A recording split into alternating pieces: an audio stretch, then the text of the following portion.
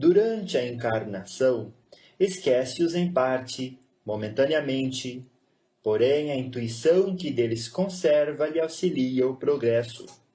Se não fosse assim, teria que recomeçar constantemente. Em cada nova existência, o ponto de partida para o espírito é o em que, na existência precedente, ele ficou. Pergunta 218b. Grande conexão deve então haver entre duas existências consecutivas? Nem sempre tão grande quanto talvez o suponhas, dado que bem diferentes são, muitas vezes, as posições do espírito nas duas, e que, no intervalo de uma a outra, pode ele ter progredido. Pergunta 219. Qual a origem das faculdades extraordinárias dos indivíduos que, sem estudo prévio, parecem ter a intuição de certos conhecimentos, o das línguas, do cálculo e etc.? Lembrança do passado, progresso anterior da alma, mas de que ela não tem consciência. Donde queres que venham tais conhecimentos? O corpo muda, o espírito, porém, não muda, embora troque de roupagem. Pergunta 220. Pode o espírito, mudando de corpo, perder algumas faculdades intelectuais, deixar de ter, por exemplo, o gosto das artes? Sim, desde que conspurcou a sua inteligência ou a utilizou mal. Depois, uma faculdade qualquer pode permanecer adormecida durante uma existência, por querer o espírito exercitar outra, que nenhuma relação tem com aquela. Esta, então, fica em estado latente, para reaparecer mais tarde. Pergunta 221. Dever-se-ão atribuir a uma lembrança retrospectiva o sentimento instintivo que o homem, mesmo quando selvagem, possui da existência de Deus e o pressentimento da vida futura? É uma lembrança que ele conserva do que sabia como espírito antes de encarnar. Mas o orgulho, amiudadamente, abafa esse sentimento. Pergunta 221a. Serão devidas a essa mesma lembrança certas crenças relativas à doutrina espírita que se observam em todos os povos? Esta doutrina é tão antiga quanto o mundo, tal o motivo por que em toda parte a encontramos, o que constitui prova de que é verdadeira. Conservando a intuição do seu estado de espírito, o espírito encarnado tem, instintivamente, consciência do mundo invisível, mas os preconceitos bastas vezes falseiam essa ideia e a ignorância lhe mistura a superstição. Capítulo 5. Considerações sobre a pluralidade das existências. Pergunta 222. Não é novo, dizem alguns, o dogma da reencarnação. Ressuscitaram-no da doutrina de Pitágoras. Nunca dissemos ser de invenção moderna a doutrina espírita. Constituindo uma lei da natureza, o espiritismo há de ter existido desde a origem dos tempos, e sempre nos esforçamos por demonstrar que dele se descobrem sinais na antiguidade mais remota. Pitágoras, como se sabe, não foi o autor do sistema da metempsicose. Ele colheu dos filósofos indianos e dos egípcios, que o tinham desde tempos imemoriais. A ideia da transmigração das almas formava, pois, uma crença vulgar, aceita pelos homens mais eminentes. De que modo a adquiriram? Por uma revelação ou por intuição? Ignoramo-lo.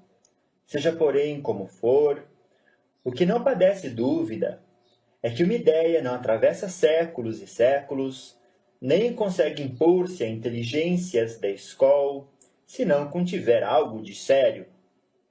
Assim, A ancianidade dessa doutrina, em vez de ser uma objeção, seria prova a seu favor. Contudo, entre a metempsicose dos antigos e a moderna doutrina da reencarnação, há, como também se sabe, profunda diferença, assinalada pelo fato de os espíritos rejeitarem de maneira absoluta a transmigração da alma do homem para os animais e reciprocamente. Portanto, ensinando o dogma da pluralidade das existências corporais, os espíritos renovam uma doutrina que teve origem nas primeiras idades do mundo e que se conservou no íntimo de muitas pessoas até os nossos dias. Simplesmente, eles a apresentam de um ponto de vista mais racional, mais acorde com as leis progressivas da natureza e mais de conformidade com a sabedoria do Criador, despindo-a de todos os acessórios da superstição. Circunstância digna de nota é que não só neste livro os espíritos a ensinaram no decurso dos últimos tempos. Já antes da sua publicação, numerosas comunicações da mesma natureza se obtiveram em vários países, multiplicando-se depois consideravelmente. Talvez fosse aqui o caso de examinarmos por que os espíritos não parecem todos de acordo sobre esta questão. Mais tarde, porém, voltaremos a este assunto. Examinemos de outro ponto de vista a matéria e, abstraindo de qualquer intervenção dos espíritos, deixemo-los de lado por enquanto. Suponhamos que esta teoria nada tem a ver com eles. Suponhamos mesmo que jamais se haja cogitado de espíritos.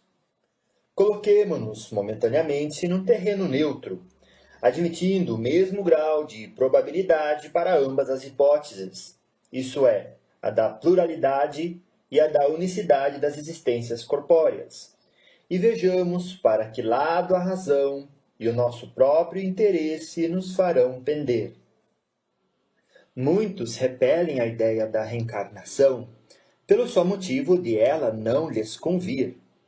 Dizem que uma existência já lhes chega de sobra e que, portanto, não desejariam recomeçar outra semelhante.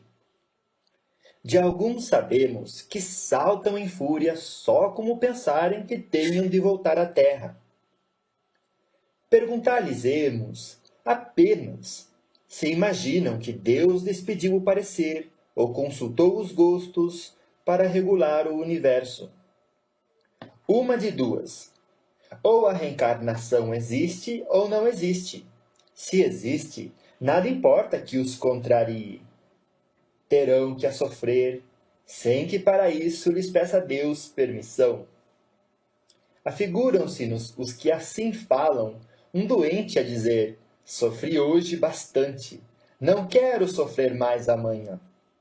Qualquer que seja o seu mau humor, não terá por isso que sofrer menos no dia seguinte, nem nos que se sucederem, até que se ache curado. Conseguintemente, se os que de tal maneira se externam tiverem que viver de novo corporalmente, tornarão a viver, reencarnarão. Nada lhes adiantará rebelarem-se, quais crianças que não querem ir para o colégio, ou condenados para a prisão. Passarão pelo que têm de passar.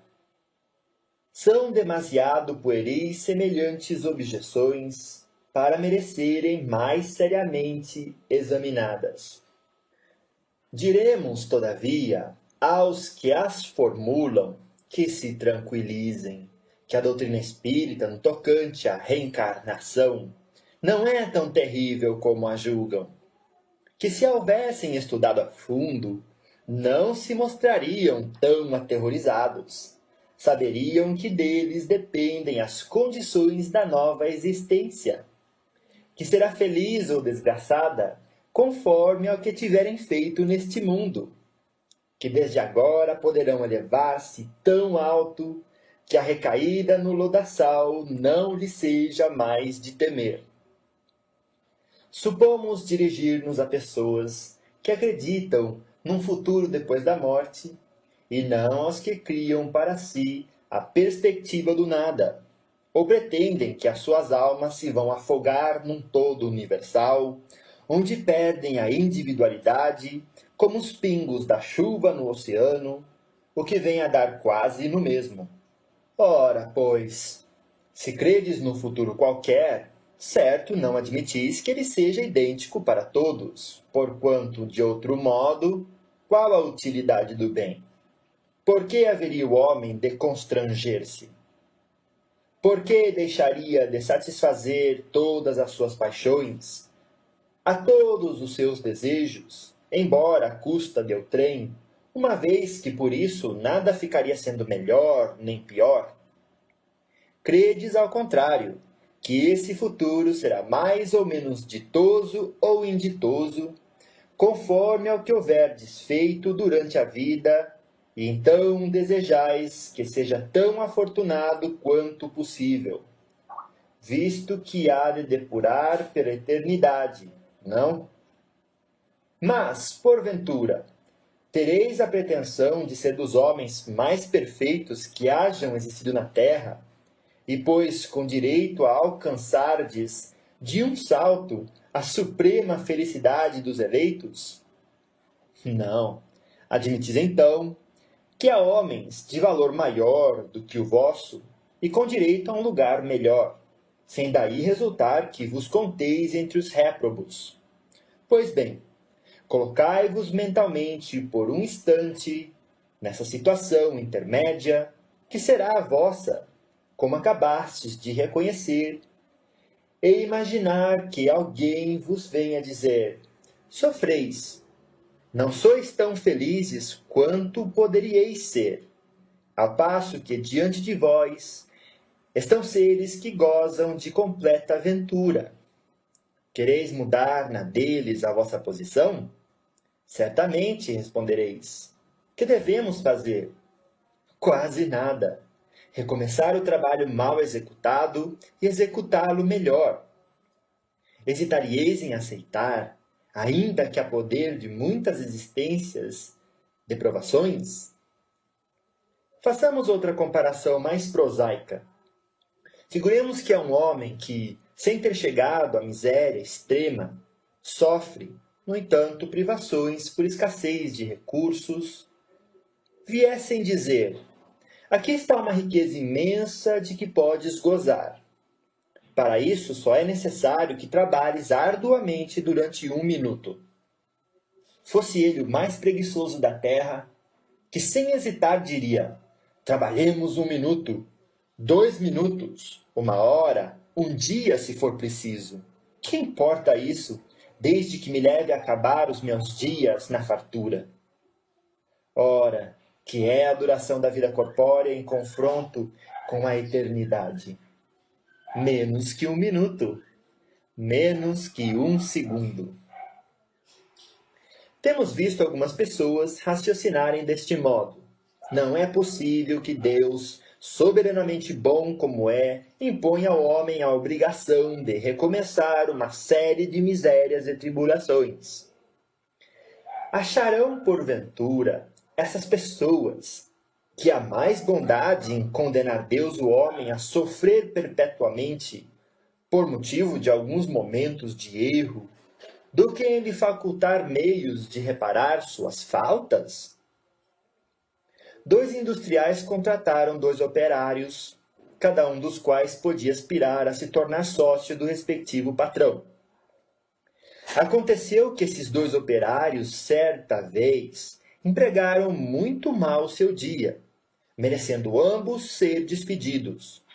Um dos industriais, não obstante as súplicas do seu, o mandou embora e o pobre operário, não tendo achado mais trabalho, acabou por morrer na miséria. O outro disse ao seu: perdeste um dia, deves-me por isso uma compensação. Executaste mal o teu trabalho, ficaste a me dever uma reparação. Consinto que o recomeces. Trata de executá-lo bem, que te conservarei ao meu serviço e poderás continuar aspirando à posição superior que te prometi. Será preciso perguntemos qual dos industriais foi mais humano? Dar-se-á que Deus, que é a clemência mesma, seja mais inexorável do que um homem? Alguma coisa de pungente há na ideia de que a nossa sorte fique para sempre decidida por efeito de alguns anos de provações, ainda quando de nós não tenha dependido atingirmos a perfeição, ao passo que, eminentemente consoladora, é a ideia oposta, que nos permite a esperança. Assim, sem nos pronunciarmos pró ou contra a pluralidade das existências, sem preferirmos uma hipótese à outra, declaramos que, se aos homens fosse dado escolher, ninguém quereria o julgamento sem apelação. Disse um filósofo que se Deus não existisse, fora mister inventá-lo, para a felicidade do gênero humano. Outro tanto se poderia dizer da pluralidade das existências. Mas, conforme atrás ponderamos, Deus não nos pede permissão nem consulta aos nossos gostos. Ou isto é, ou não é. Vejamos de que lado estão as probabilidades e encaremos de outro ponto de vista o assunto, unicamente como estudo filosófico, sempre abstraindo do ensino dos espíritos. Se não há reencarnação, só há, evidentemente, uma existência corporal. Se a nossa atual existência corpórea é única, a alma de cada homem foi criada por ocasião do seu nascimento, a menos que se admita a anterioridade da alma, caso em que caberia perguntar o que era ela antes do nascimento e se o estado em que se achava não constituía uma existência sob forma qualquer. Não há meio termo. Ou a alma existia ou não existia antes do corpo. Se existia, qual a sua situação? Tinha ou não consciência de si mesma? Se não tinha, é quase como se não existisse. Se tinha individualidade, era progressiva ou estacionária? Num e noutro caso, a que grau chegar ao tomar o corpo? Admitindo, de acordo com a crença vulgar, que a alma nasce com o corpo, ou que vem a ser o mesmo, que antes de encarnar só dispõe de faculdades negativas, perguntamos, primeiro, por que mostra a alma aptidões tão diversas e independentes das ideias que a educação lhe fez adquirir? Segundo, de onde vem a aptidão extranormal que muitas crianças em tenra idade revelam para esta ou aquela arte, para esta ou aquela ciência, enquanto outras se conservam inferiores ou medíocres durante a vida toda? Terceiro, donde, em uns, as ideias inatas ou intuitivas, que noutros não existem? Quarto, donde em certas crianças, um instinto precoce que revelam para os vícios ou para as virtudes, os sentimentos inatos de dignidade ou de baixeza, contrastando com o meio em que elas nasceram? Quinto, por que, abstraindo-se da educação, uns homens são mais adiantados do que outros? Sexto, por que as selvagens e homens civilizados? Se tomardes um menino hotentote, recém-nascido, e o educardes nos melhores liceus, fareis dele algum dia um Laplace ou um Newton? Qual a filosofia ou a teosofia capaz de resolver estes problemas? É fora de dúvida que ou as almas são iguais ao nascerem ou são desiguais. Se são iguais, por que entre elas tão grande diversidade de aptidões? Dir-se-á que isso depende do organismo. Mas então, achamo-nos em presença de mais monstruosa e imoral das doutrinas. O homem seria simples máquina, joguete da matéria. Deixaria de ter a responsabilidade de seus atos, pois que poderia atribuir tudo às suas imperfeições físicas. Se as almas são desiguais, é que Deus as criou assim. Nesse caso, porém, por que a inata superioridade concedida a algumas? Corresponderá essa parcialidade à justiça de Deus e ao amor que ele consagra igualmente a todas as suas criaturas? Admitamos, ao contrário, uma série de progressivas existências anteriores para cada alma, e tudo se explica. Ao nascerem, trazem os homens a intuição do que aprenderam antes. São mais ou menos adiantados conforme o número de existências que contem, conforme já estejam mais ou menos afastados do ponto de partida. Dá-se aí exatamente o que se observa numa reunião de indivíduos de todas as idades, onde cada um terá desenvolvimento proporcionado ao número de anos que tenha vivido. As existências sucessivas serão, para a vida da alma, o que os anos são para a do corpo. Reúne, em certo dia, 1 milheiro de indivíduos de 1 a 80 anos. Suponde que um véu encubra todos os dias precedentes ao em que os reunistes, e que, em consequência, acreditais que todos nasceram na mesma ocasião. Perguntareis, naturalmente, como é que uns são grandes e outros pequenos, uns velhos e jovens outros, instruídos uns, outros ainda ignorantes. Se, porém, dissipando-se a nuvem que lhes oculta o passado, vierdes a saber que todos hão vivido mais ou menos tempo, tudo se vos tornará explicado. Deus, em sua justiça, não pode ter criado almas desigualmente perfeitas. Com a pluralidade das existências, a desigualdade que notamos nada mais apresenta em oposição à mais rigorosa equidade. É que apenas vemos o presente e não o passado. A este raciocínio serve de base algum sistema, alguma suposição gratuita? Não. Partimos de um fato patente, incontestável. A desigualdade das aptidões e do desenvolvimento intelectual e moral, e verificamos que nenhuma das teorias correntes o explica, a passo que uma outra teoria lhe dá explicação simples, natural e lógica.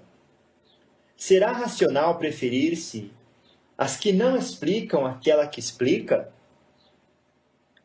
À vista da sexta interrogação acima, dirão naturalmente que o Hotentote é da raça inferior. Perguntaremos então se o Hotentote é ou não um homem. Se é, por que é ele e a sua raça privou Deus dos privilégios concedidos à raça caucásica? Se não é, por que tentar fazê-lo cristão? A doutrina espírita tem mais amplitude do que tudo isto. Segundo ela, não há muitas espécies de homens. Há tão somente homens cujos espíritos estão mais ou menos atrasados, porém todos suscetíveis de progredir. Não é este princípio mais conforme à justiça de Deus? Vimos de apreciar a alma com relação ao seu passado e ao seu presente. Se a considerarmos tendo em vista o seu futuro, esbarraremos nas mesmas dificuldades. Primeira, se a nossa existência atual é que só ela decidirá da nossa sorte vindoura, quais, na vida futura, as posições respectivas do selvagem e do homem civilizado? Estarão no mesmo nível ou se acharão distanciados um do outro no tocante à soma de felicidade eterna que lhes caiba? Segunda, o homem que trabalhou toda a sua vida por melhorar-se, virá a ocupar a mesma categoria de outro que se conservou em grau inferior de adiantamento, não por culpa sua, mas porque não teve tempo nem possibilidade de se tornar melhor? Terceira, o que praticou o mal por não ter podido instruir-se, será culpado de um estado de coisas cuja existência em nada dependeu dele? Quarta, trabalha-se continuamente por esclarecer, moralizar, civilizar os homens. Mas, em contraposição a um que fica esclarecido, milhões de outros morrem todos os dias antes que a luz lhe tenha chegado. Qual a sorte destes últimos? Serão tratados como réprobos? No caso contrário, que fizeram para ocupar categoria idêntica à dos outros? Quinta, que sorte aguarda os que morreram na infância, quando ainda não puderam fazer nem o bem, nem o mal? Se vão para o meio dos eleitos, por que esse favor, sem que coisa alguma hajam feito para merecê-lo? Em virtude de que privilégio eles se veem isentos das tribulações da vida? Haverá alguma doutrina capaz de resolver esses problemas? Admitam-se as existências consecutivas, e tudo se explicará conformemente à justiça de Deus. O que não se pôde fazer numa existência, faz-se em outra. Assim é que ninguém escapa à lei do progresso, que cada um será recompensado segundo o seu merecimento real, e que ninguém fica excluído da felicidade suprema, a que todos podem aspirar, quaisquer que sejam os obstáculos com que topem no caminho. Essas questões facilmente se multiplicariam ao infinito, porquanto inúmeros são os problemas psicológicos e morais que só na pluralidade das existências encontram solução. Limitamo-nos a formular as de ordem mais geral. Como quer que seja, alegar-se-á talvez que a Igreja não admite a doutrina da reencarnação, que ela subverteria a religião. Não temos o intuito de tratar desta questão neste momento. Basta-nos o havermos demonstrado que aquela doutrina é eminentemente moral e racional. Ora, o que é moral e racional não pode estar em oposição a uma religião que proclama ser Deus, a bondade e a razão por excelência. Que teria sido da religião se contra a opinião universal e o testemunho da ciência se houvesse obstinadamente recusado a render-se à evidência, expulsado de seu seio todos os que não acreditassem no movimento do Sol ou nos 6 dias da criação? Que crédito houvera merecido e que autoridade teria tido entre povos cultos uma religião fundada em erros manifestos e que os impusesse como artigos de fé? Logo que a evidência se patenteou, a Igreja criteriosamente se colocou do lado da evidência. Uma vez provado que certas coisas existentes seriam impossíveis sem a reencarnação, que a não ser por esse meio, não se consegue explicar alguns pontos do dogma, cumpre admiti-lo e reconhecer meramente aparente o antagonismo entre esta doutrina e a dogmática. Mais adiante mostraremos que talvez seja muito menor do que se pensa a distância que, da doutrina das vidas sucessivas, separa a religião, e que a esta não faria aquela doutrina maior mal do que lhe fizeram as descobertas do movimento da Terra e dos períodos geológicos, as quais, à primeira vista, pareceram desmentir os textos sagrados. Demais, o princípio da reencarnação ressalta de muitas passagens das Escrituras, achando-se especialmente formulado, de modo explícito, no Evangelho. Quando desciam da montanha, depois da transfiguração, Jesus lhes fez esta recomendação: não faleis a ninguém do que acabastes de ver, até que o Filho do Homem tenha ressuscitado dentre os mortos. Perguntaram-lhe então seus discípulos: por que dizem os escribas ser preciso que primeiro venha Elias? Respondeu-lhe Jesus: é certo que Elias há de vir, e que restabelecerá todas as coisas. Mas eu vos declaro que Elias já veio, e eles não o conheceram, e o fizeram sofrer como entenderam. Do mesmo modo darão a morte ao Filho do Homem. Compreenderam então seus discípulos que era de João Batista que ele lhes falava. São Mateus, capítulo 17. Pois que João Batista for Elias, houve reencarnação do espírito ou da alma de Elias no corpo de João Batista. Em suma, como quer que opinemos acerca da reencarnação, quer a aceitemos, quer não, isso não constituirá motivo para que deixemos de sofrê-la, desde que ela existe, malgrado a todas as crenças em contrário. O essencial está em que o ensino dos espíritos é eminentemente cristão, apoia-se na imortalidade da alma, nas penas e recompensas futuras, na justiça de Deus, no livre-arbítrio do homem, na moral do Cristo. Logo, não é antirreligioso.